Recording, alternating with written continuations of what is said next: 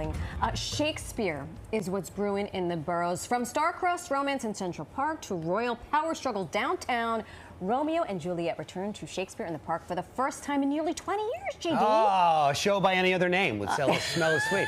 Well, the National Asian American Theater Company presents Henry VI at the Public Theater. Joining us now are Daniel Bravo Hernandez from Romeo and Juliet and John Norman Schneider from Henry VI. Good to have you guys here. Hi, welcome. guys. Thank you for having us. Thank you. This is fun. So we'll talk about both shows because obviously they're different shows, but also there's some crossover here because of the work that's being done. You've performed Romeo and Juliet on Broadway. Now Shakespeare in the Park, taking the role outdoors. How does that sort of change it in Central Park, make it a different experience? Well, it makes a lot of the text easier because there's some of the text where I'm talking about the moon and I'm doing everything, and there's nights in which I'm looking straight up at Romeo and the moon is right next to her. And so I think it makes it a very beautiful moment of, yeah, we come to theater, we use our imagination, but you don't have to suspend your disbelief for some of the text. It's right there. I also really want a raccoon to go by. When I'm doing like every cat, every dog, every mouse, every unworthy thing, I'm like, please let there be a raccoon. Well, be careful. This is New York City. It could be a rat. And that would You might get an unworthy thing. Yeah. This production has such a unique twist. Romeo and Juliet are speaking in Espanol. They're speaking Spanish to one another. Say less. Say less. How's that work? Well, as a Mexican Dominican kid myself, I love it. I love it so much. El acento es lo que, you know, I have to figure out. De lo mío, me encanta, de lo mío. I'm a Dominican, but whatever. But it's really cool. It's really cool. I can hear the Latinos and los Hispanos in the audience every night. Like, usually people think that Latinos don't care about theater, but when I'm doing this text in Spanish, I can hear their reaction. And I go, this is who I do it for. Like, yes, thank you. And it adds something. There's a lot of people that don't really understand Spanish. There's a lot of people who don't really understand Shakespeare. And yet, like, something about it, doing it here in New York, I'm like, doing it in Spanish, you might understand it slightly more, actually. That's right. Yeah, well, and we're going to talk about this because, like, representation on stage, seeing yourself, seeing people that look like you, seeing people that speak like you is so important. John, the National Asian American Theater Company has a reputation for doing really interesting takes on Shakespeare, making them more accessible, changing the setting, doing cool stuff. Tell me a little bit about the production of Henry VI. I mean, I've seen a lot of Shakespeare. I've never seen Henry VI. How are you making it accessible and fresh and relevant? Yeah, well, Henry VI is actually one of the least produced of Shakespeare's works. So it's an opportunity for audiences to see a lesser-known Shakespeare. And what the National Asian American Theater Company is doing is it's a company of 16 Asian American actors, almost half of which are women. And we're really taking a look at sort of I mean, it's such an epic tale as well. And so we're really taking a look at the ambition of these characters, of the sort of the power grab, the chaos that entails. And yeah, I mean, it's a really fun, exciting show. So. A person who presumably in a position of power going for a money grab, where do you get that from? Wow. How do you relate? I mean, you know, could be relevant. Well, I just think to sort of tie the two of you together, speaking, you know, performing in Spanish, trying to understand Shakespeare, never mind iambic pentameter.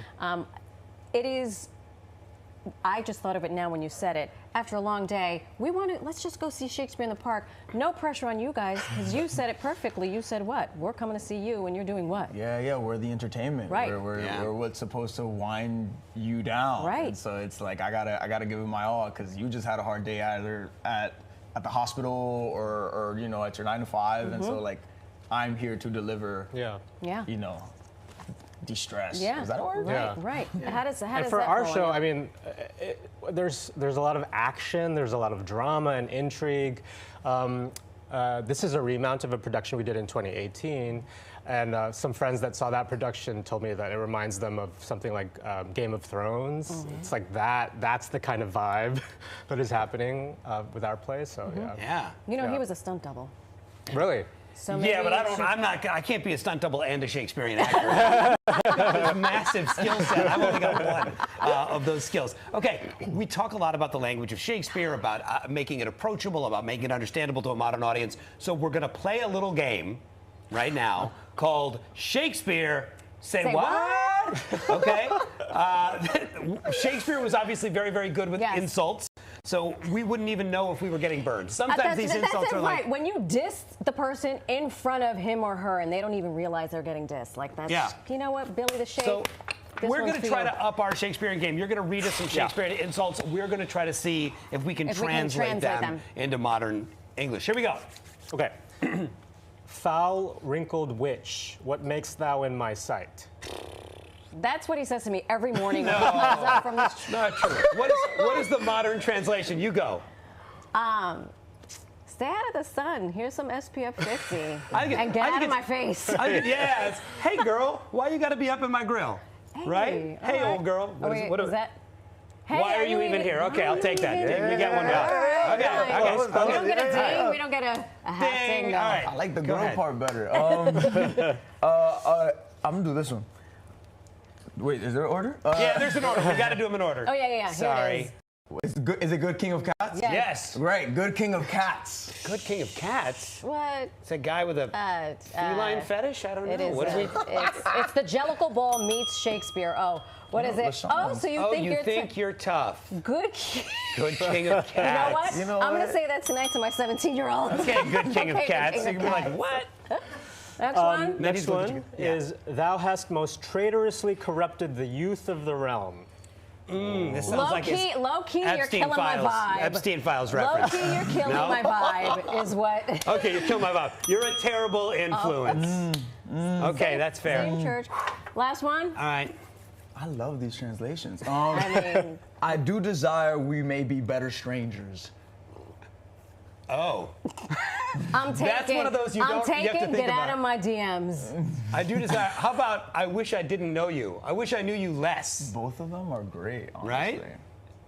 Let's never speak again.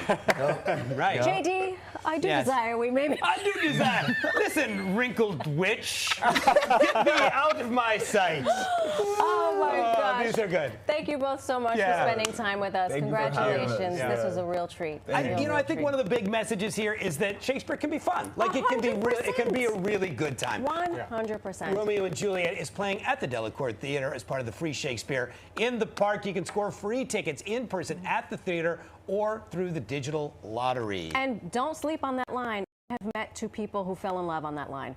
And the 6 performances begin June 9th and 10th at the Public. There are some free tickets available for both shows. Go to publictheater.org.